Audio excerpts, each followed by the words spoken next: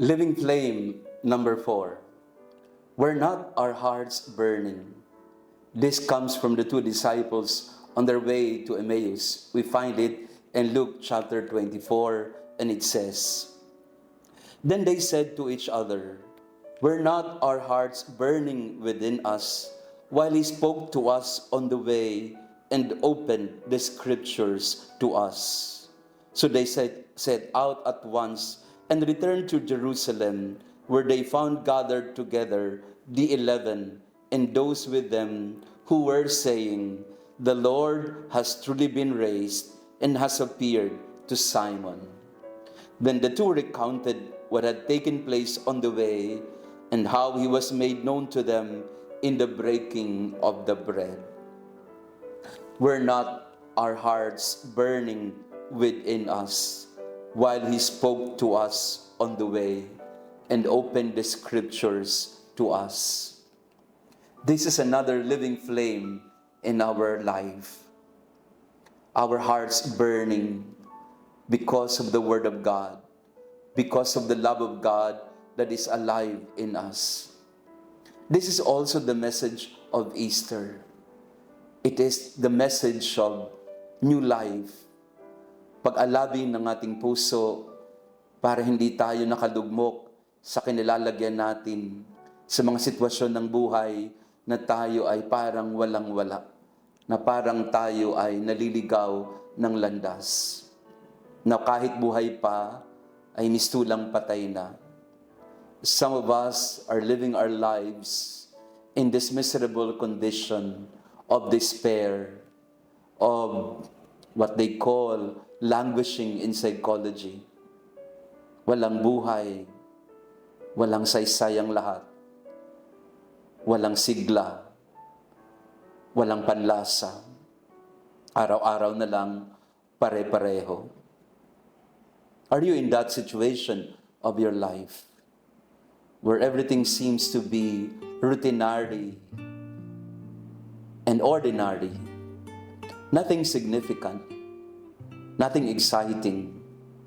Everything is just one boring day for us. Are we so bored in our life that we think there's nothing more to expect? There are no more surprises in our life. Ang tingin ba natin sa buhay ay para lang tayong nasa treadmill? Tayo ay tumatakbo, naglalakad, pero wala namang napupuntahan. Katulad ba tayo ng mga tao na ang tingin sa buhay ay wala ng pag-asa? Today, the Lord is telling you, live again.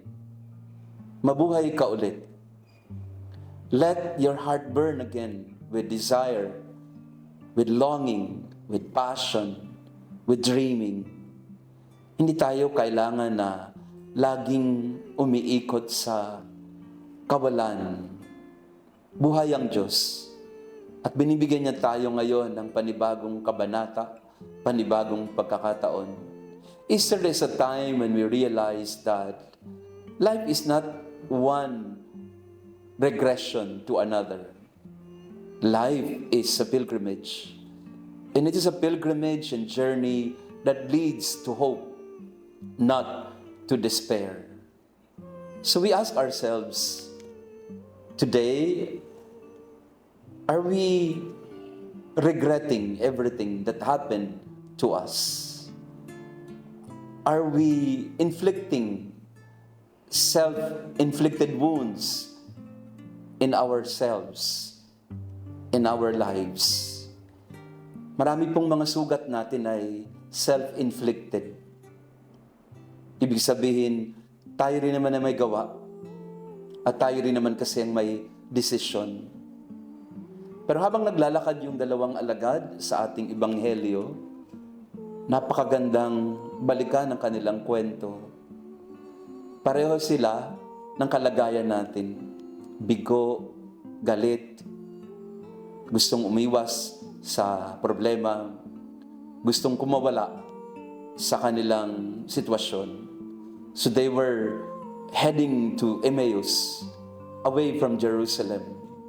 They were heading the wrong way, and Jesus joined them.